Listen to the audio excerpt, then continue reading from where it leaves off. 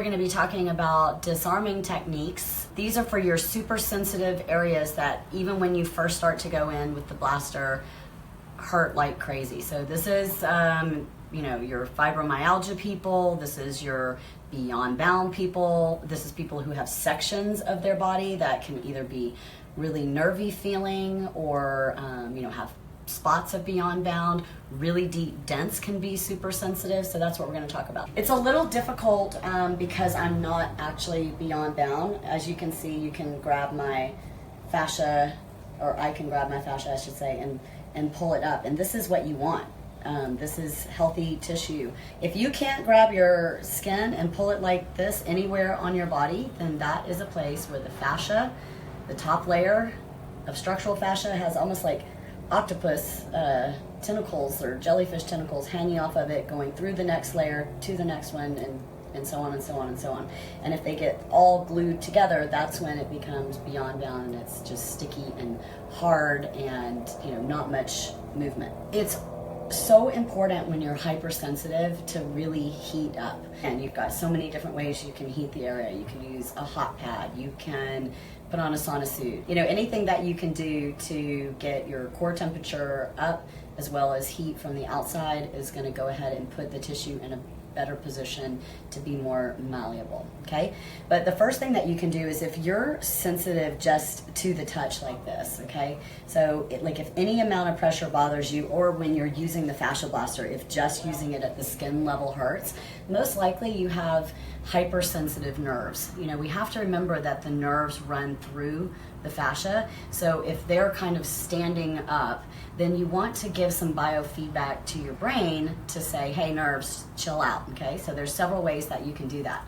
I like to start with what I call the slap down technique, and this is literally all you do. You start patting it, and believe it or not, the tissue will send a message to the brain, hey, something's happening to me, and then the brain will tell the tissue, okay, you can handle that, and it starts to adjust. So you would just, rhythmically tap at it. Officially, this is called the slap down technique, if you've seen the first disarming video.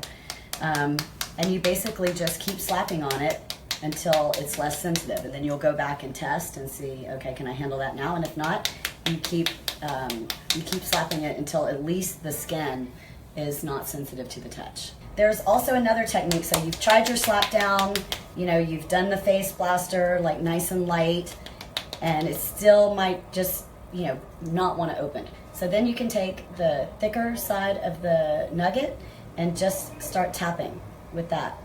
And again, this is just all biofeedback. And because the fascia is the largest sensory organ, it's really effective to do these little silly things that I'm telling you to do, okay?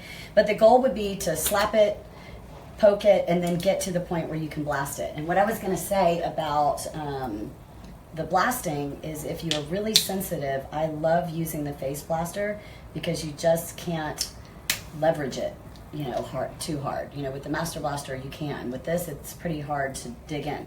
So again, look at the depth. So we're only trying to get maybe the tips about that much to get the fascia layer.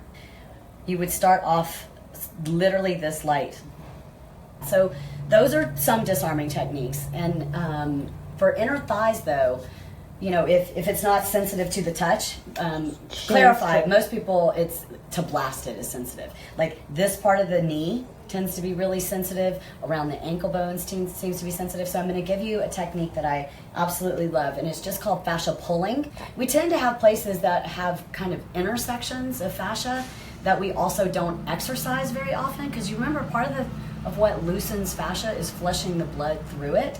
And this is not a part that most people exercise, and neither is the insides of our ankles or our shins or whatever. But so the fascia pulling technique, you start big and then you go to small, okay? So if I was gonna do my inner thigh, I would take my hands on dry skin and just grab it and pull. And Lori, feel free to come in if you want. So I'm just getting a handful of tissue and trying to pull it up. And what I want you to visualize, now if you are beyond bound, this is what your pull is gonna look like, right? Who out there is BB and doing this much, they can feel it. If you are beyond bound and you grab and pull like that, there's going to be some screaming happening. Okay, I'm even thinking of like my male athletes, you know, that they were so bound that this was super intense, and like after an hour of just this basic baby grabbing, it was like all of a sudden, you know, they could access their muscles again.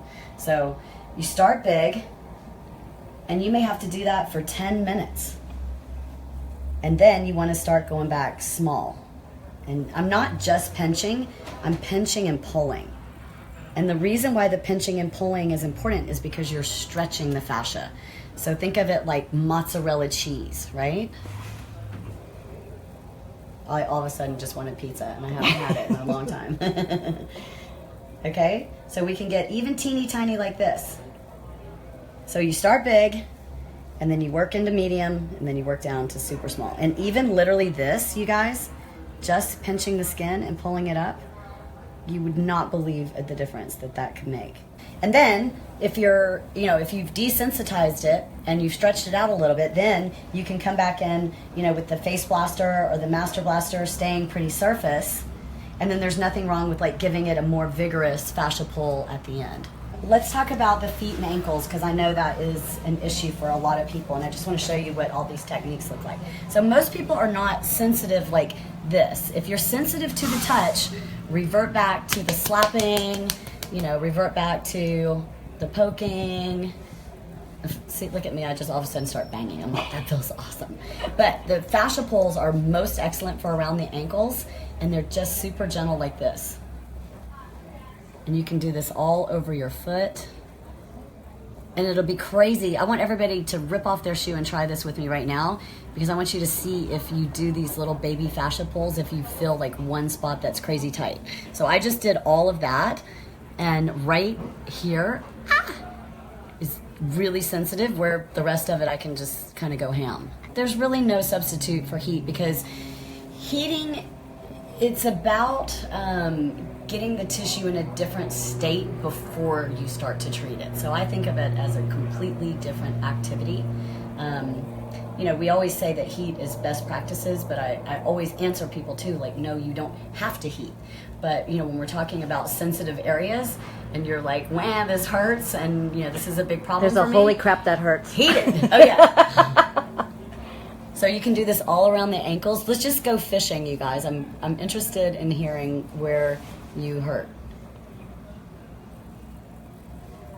Owie. Owie. So also you can do something that, you know, I don't even know what school of this came from, but I know that it's done. I've had massage therapists do it to me before, is if you take it and then you sort of just roll it. So you're doing like a fascia pull and then a skin roll.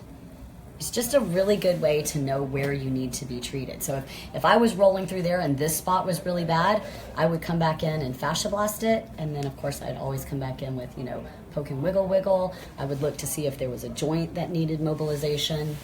You know, that's kind of the whole process, would be to heat, disarm, blast, treat, mobilize, ice.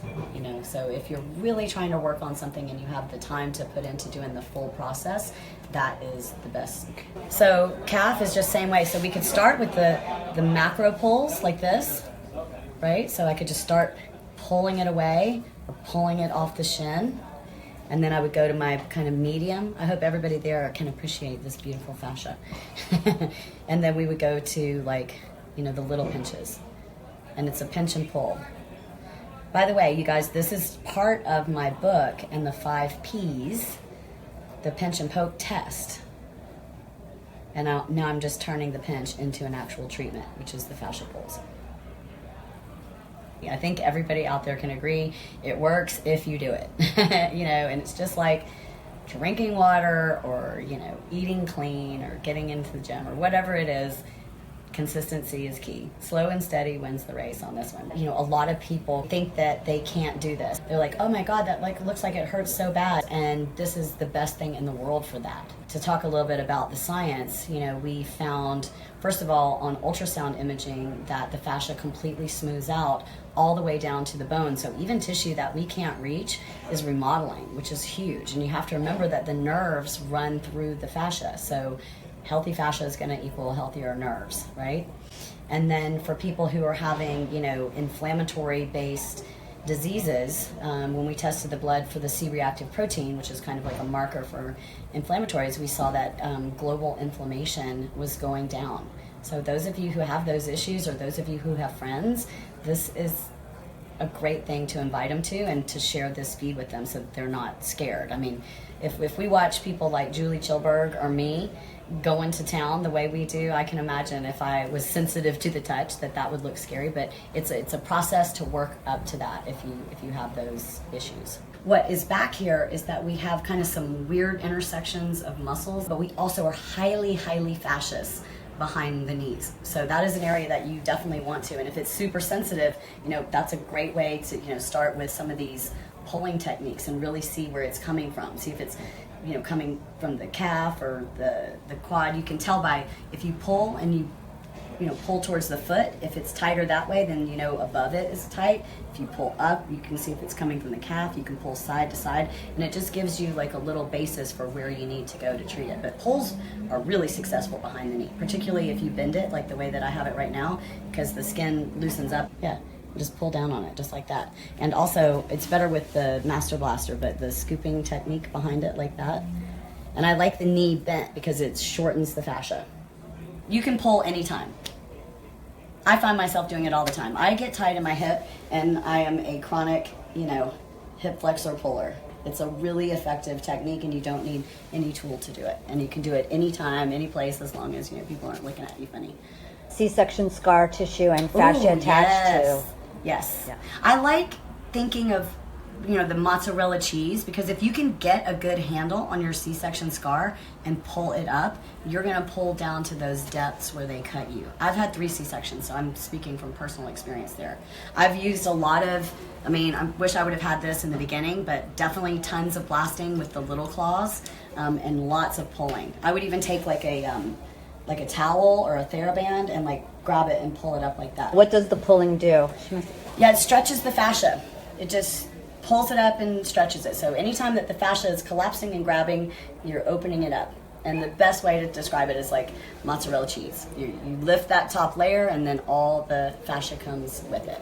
It's really appropriate for everyone. And the disarming techniques, the only reason I kind of mention that with older people is it tends to be, we get messages from older people who are kind of new to this, and they're like, you know, I'm scared to do it. And so that's why I think if someone's scared to do it, you want to give them that way to sort of ease into it and know that, you know, touching your tissue is good, moving your tissue is good. Even if it's sensitive, it's good, because we tend to go, ow, that hurts, let me not mess with it, when that's the very place that you need to be working. Is pulling similar to cupping? It is, yeah.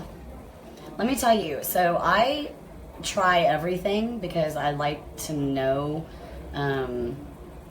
what it's like. So I've tried all different kind of cupping, but I want to share with you about when I went to China, the actual China, and got cupped by a China master. He pulled out cups that looked like something from Indiana Jones. They were this big, and you know, they put the fire in them, so they had some serious suction, and he put them on my back, and my skin was all the way up in it. So I think that, you know, people talk about cupping for blood flow, but they don't realize that there is a benefit to stretching the fascia. I've never heard anyone who cups say it stretches the fascia, but that's what it's doing. But the fact that it holds it is why you get like the hickeys, because it's sucking the blood up, you know, in there. All right, ladies, well, I hope that you will take this video and share it with anyone you know that has hypersensitive fascia, and reassure them that if they do these techniques and ease into fascia blasting, that they can get themselves out of pain.